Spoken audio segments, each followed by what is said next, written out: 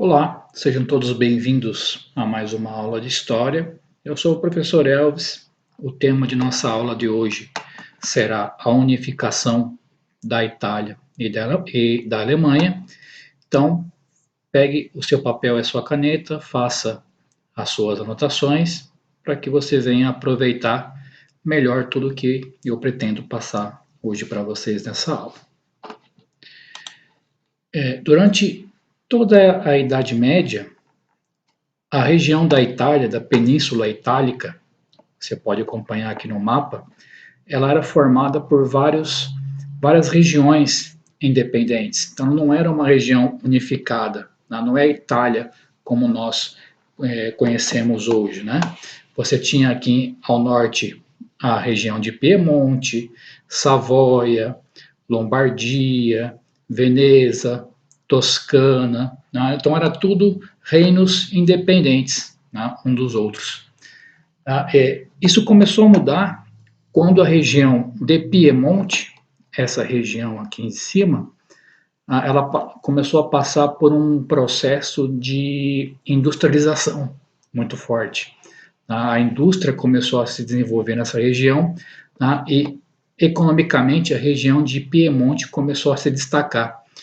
E quando isso começou a acontecer, essa região, Piemonte, ela começou a querer trabalhar pela unificação porque isso interessava ela, né? Ela começou a ver que ela teria mais lucros se a região ali da Península Itálica fosse unificada.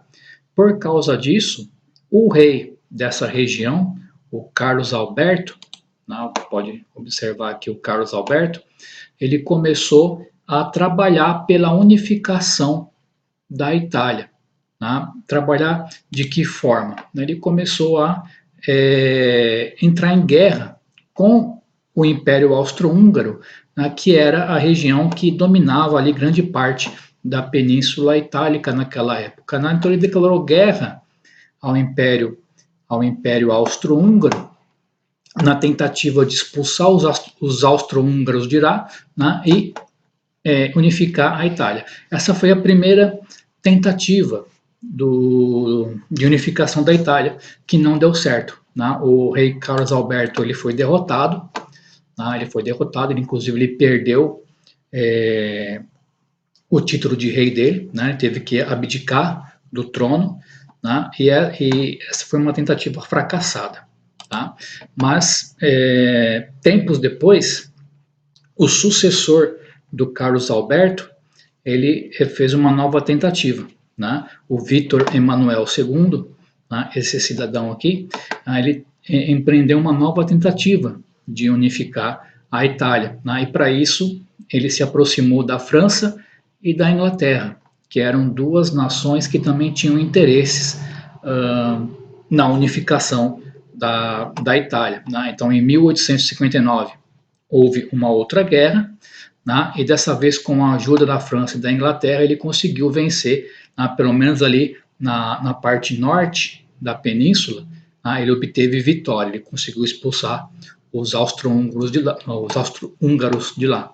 Tá? Enquanto no sul, na parte sul da península, o Giuseppe Garibaldi teve uma participação bastante importante. Giuseppe Garibaldi, se você não lembra, se você não sabe, foi aquele mesmo, né, que lutou na Revolução Farroupilha no Brasil. Né? Então ele se tornou célebre por causa disso, né? E também porque ele ajudou na unificação da Itália. Né? Então ele fez guerra ali com as suas tropas, com seus exércitos, né, na parte sul da Itália, e ele também obteve vitórias ali, ok?